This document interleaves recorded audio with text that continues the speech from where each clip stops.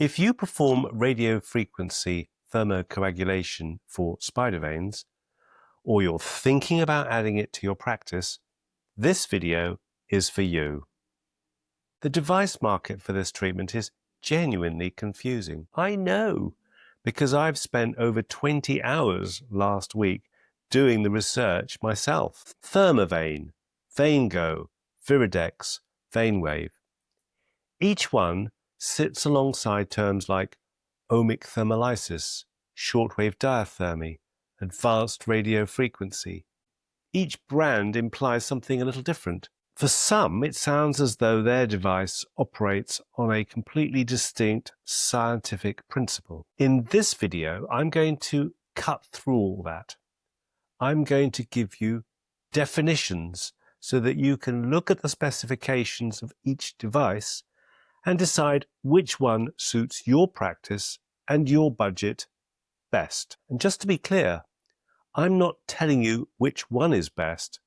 I'm going to add clarity to the terminology and allow you to make your own comparisons device by device. I'll explain the underlying physics, the basic physics that every one of these devices must obey.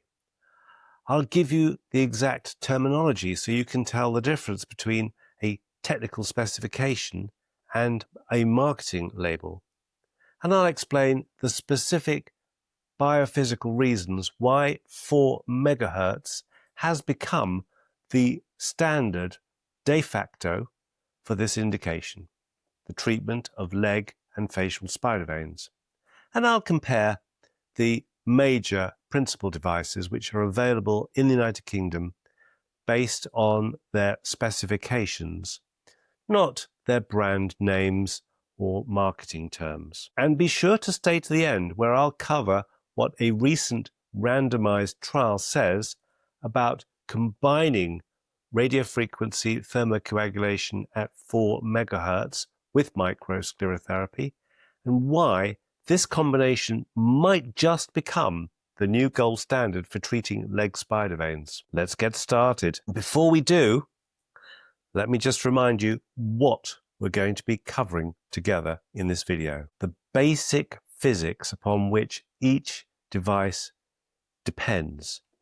The physics, the laws of physics that each device must obey. The terminology. I'll give you exact terms which you can use to make comparisons between the specifications of various machines. I'll tell you what is a scientific term and how you can distinguish it from a marketing term. Why 4 megahertz has become the de facto frequency for many of the devices which are used in the United Kingdom for the treatment of telangiectasia. I'll give you a device-by-device comparison of the specifications.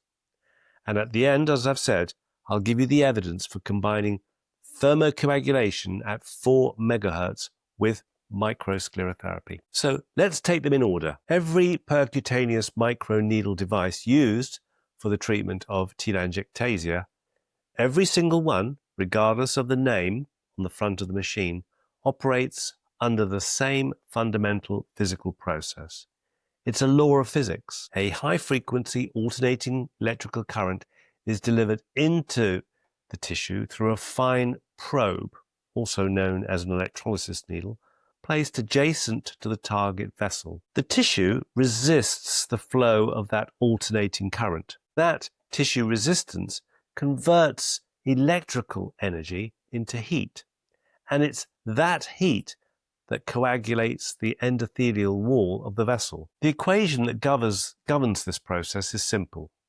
Heat equals the current squared multiplied by resistance multiplied by the time the electrical current is applied. This is called Joule heating. James Prescott Joule described it in the 1840s. It's not a trademarked process. It doesn't belong to any device manufacturer.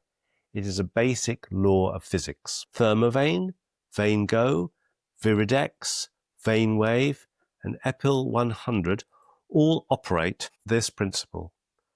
The law of physics does not change between them. What does differ between the various devices is power output, wave modulation, pulse spacing controls, and build quality.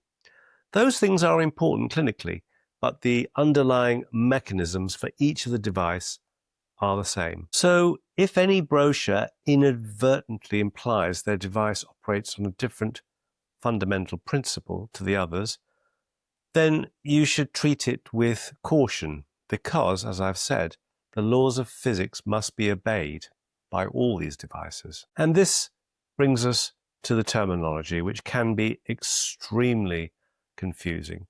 And it's difficult sometimes to separate the terminology as it applies to the scientific principles and the marketing of the various devices. So let me now go through the terms you'll encounter, because several of them are used loosely and interchangeably, and some are used inaccurately. That's important when you're making a purchasing decision. Radio frequency, or RF. Now, this is an engineering term, an engineering descriptor. It covers any alternating electrical current operating between the frequency of 3 kHz and 300 GHz. In clinical vein practice, devices typically run between 0.3 MHz and 40 MHz. The term radio frequency alone tells us very little. It's an umbrella term, not a clinical technique. Shortwave diathermy. The word diathermy comes from the Greek, meaning through heat. In its strict technical meaning, shortwave diathermy refers to current at the internationally regulated ISM band of 27.12 MHz. That frequency is set by international regulation to avoid telecommunications interference. You'll see this term applied in aesthetic practice to 4 MHz devices. I'm guilty, as it were, of using the term shortwave diathermy when I describe the Epil 100 equipment that I use in our training. It's technically inaccurate. At 4 MHz, you're not really doing shortwave diathermy in the engineering sense. You're performing radio frequency thermocoagulation. Thermocoagulation.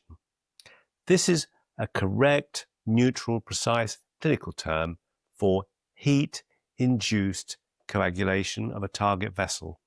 And in that sense, because it is neutral, it's the preferred language in peer-reviewed journals and international guidelines. It's what we use when teaching at our Vein Care Academy courses, but I have to tell you, I do lapse into the term of shortwave diathermy because I've been using that term for so long. It's technically incorrect. We should be describing it as radiofrequency thermocoagulation, and I would encourage you to use it as well. Ohmic thermolysis. This sounds as if it might be a distinct scientific process, but it's not. It's a proprietary marketing term created by Refine USA for their VeinGogh device. And if you look at the FDA pre-market clearance documentation for VeinGogh, you'll see that the submission describes ohmic thermolysis as the brand name for a process that is, in biophysical terms, Joule heating. The same process that every other device uses. I'll put a link to that FDA pre-market submission for you so you can look at it yourself. For you, the implication is straightforward. When you're comparing devices, look at the verified operating frequency, the power output, and the published evidence. You shouldn't rely on the marketing and brand language alone to drive your decision. So why has 4 MHz become the de facto preferred frequency for treating telangiectasias? It is certainly the output frequency for many of the devices which are available in the United Kingdom and worldwide, specifically for the treatment of facial and leg telangiectasia. The answer comes from 3 measurable biophysical properties. These are penetration depth, capacitive membrane coupling, and thermal action radius. Let me take each one in turn. They sound a bit scary, but they're really quite straightforward. First, penetration depth. Lower frequency electrosurgical devices, those operating between 300 kilohertz and 1 megahertz, penetrate deeply into the tissue. That depth of penetration creates a potential risk: collateral dermal scarring, damage to structures beyond the target vessel. At 4 megahertz, the penetration depth is restricted to the superficial dermis at approximately 180 micrometers to 1 millimeter depth. That's where the telangiectasias and facial spider veins actually sit. That depth restriction is a consequence of the frequency itself. It's not a setting you adjust. It's built in to the physics operating at 4 megahertz. That gives you an inherent safety margin that lower frequency systems simply cannot replicate. Second, capacitive membrane coupling. At low frequencies, current struggles to pass through them uniformly. You get uneven heating and poor endothelial damage and destruction. At 4 megahertz, the cell membranes undergo what is called capacitive coupling. The alternating current passes across the cell membranes easily, distributing thermal energy uniformly within the endothelial cells.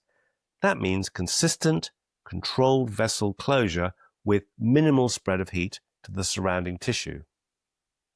That is the mechanism that gives 4 megahertz its precision at the cellular level. Property number 3, thermal action radius. A 4 megahertz current delivered through an insulated microneedle creates a thermal action radius of approximately 3 millimeters from the uninsulated probe tip. That confined radius reliably closes the target vessel without burning the overlying epidermis. The insulation of the needle shaft is really important here, in my opinion. It concentrates energy delivery at the tip rather than distributing it along the length of the probe, the electrolysis needle. Together, these three properties explain why 4 megahertz has become the de facto standard. The depth is right for the target, the cellular effect is precise, and the thermal spread is well controlled. One device in the comparison table I'm going to show you operates at 27.12 megahertz rather than 4 megahertz. That's a higher frequency with different biophysical properties. There is a gap in the evidence about whether this difference in the biophysical properties translate into different clinical outcomes for telangiectasias compared with 4 megahertz systems.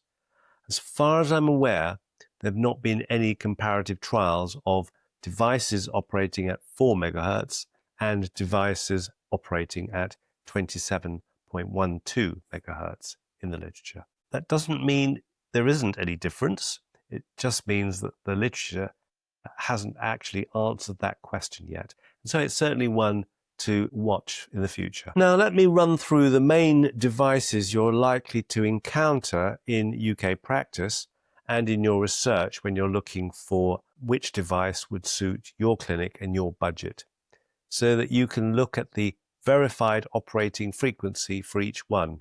Thermavein, made by Thermavein Limited in the United Kingdom, works at 4 megahertz and it's correctly described as radiofrequency thermocoagulation. VeinGogh, made by Refine USA, operates at 4 megahertz. The company calls it Ohmic Thermolysis, which, as I have explained, is a brand term for radiofrequency thermocoagulation. Viridex, made by F-Care Systems in Belgium, operates at 4 megahertz. It is correctly described as monopolar radiofrequency thermocoagulation. The TS3000 and VeinWave system operate with an output frequency of 4 megahertz. This is the original device cleared by the FDA in 2009, and it forms the predicate architecture for several of the subsequent systems. The Epil 100, made by Silhouette Dermalift in the UK, operates at an output of 4.2 megahertz. It's very hard to find the specification output of this device. I actually rang the company and spoke to the technical department, and they confirmed that this device operates with an output of 4.2 megahertz. And as I say, this has been confirmed directly with me on the telephone. Now, the company describes it as shortwave diathermy, but 4.2 megahertz sits within the same frequency band as the other devices that I've mentioned here. VeinWave has an output frequency of 27.12 megahertz. It operates at the true ISM shortwave diathermy frequency. It's the only device in this comparison that genuinely qualifies as shortwave diathermy in the strict technical sense. So what does this tell you in practical terms? Well, most devices used in UK clinics for the treatment of telangiectasia operate at 4 megahertz or very close to it. So when you're choosing between them, the factors that are most likely to matter are build quality, pulse control, and the training and support available to you after you purchase it. And of course, the cost of the machine is very important as well. It's very hard to get that information directly from the websites. So I'm going to cover that in a future video once I've had an opportunity to contact each device manufacturer and ask them what is the cost of purchasing this equipment in the UK. So make sure you subscribe to my channel where I'll be updating this information. Now, at the beginning, I told you I would share with you an important trial which was performed looking at the combination of radiofrequency, thermocoagulation, and microsclerotherapy in the treatment of leg telangiectasia.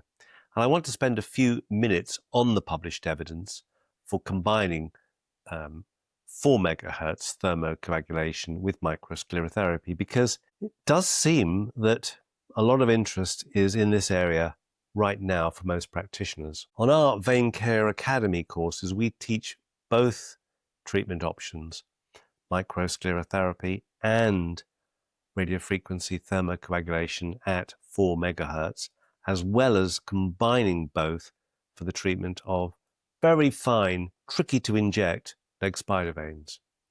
And the evidence for that approach is worth understanding. So let's look at the mechanism first. When thermocoagulation is applied to a vessel immediately before or immediately after microsclerotherapy, it induces an immediate vascular spasm in the target vessel, as well as destroying the endothelium.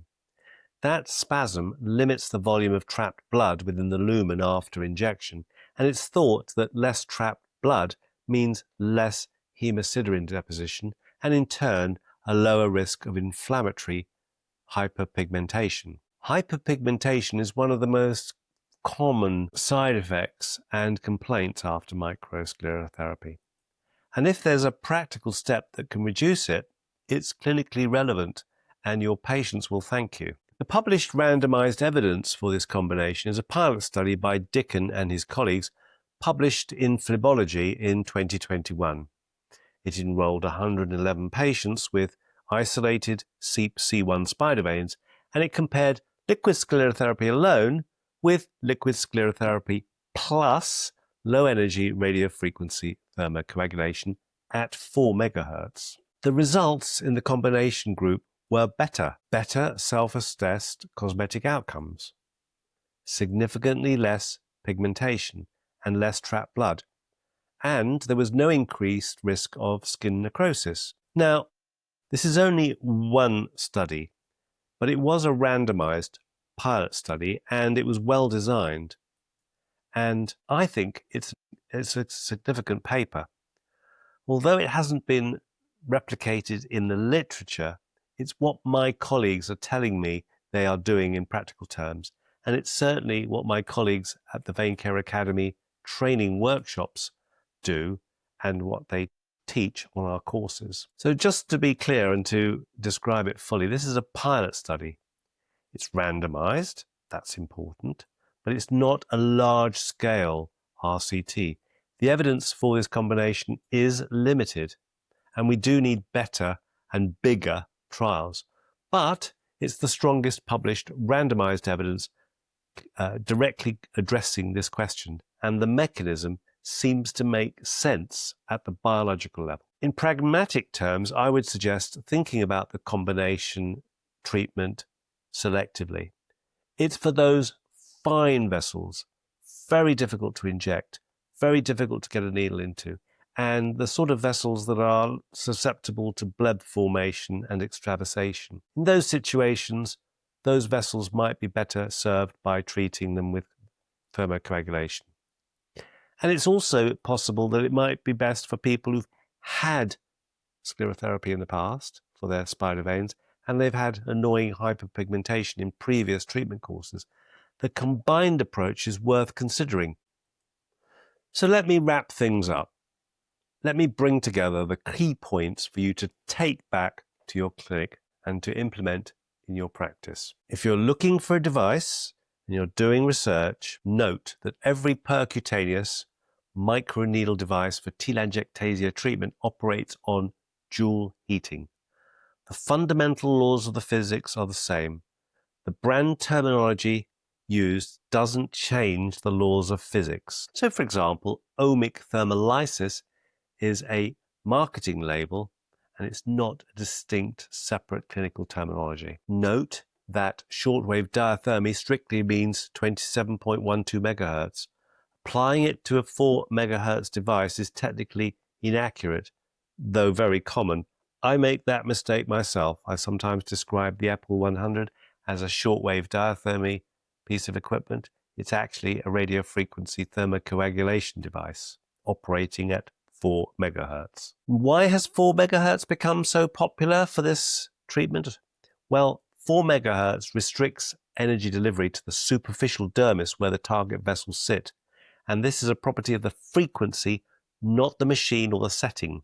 It provides an inherent safety margin and precise cellular coupling and a controlled lateral thermal spread, particularly if you use an insulated needle, an insulated probe, where only the tip is exposed. So note that most devices in the UK operate at 4 megahertz, and when choosing between them, you must look at build quality, pulse control, and training support rather than brand language. And finally, a randomized pilot study supports combining 4 megahertz thermocoagulation with microsclerotherapy. The combination is associated with better cosmetic outcomes, less pigmentation when compared with sclerotherapy alone. The full companion article with the device comparison table and the complete reference list is linked in the description. If you're interested in hands-on training in microsclerotherapy,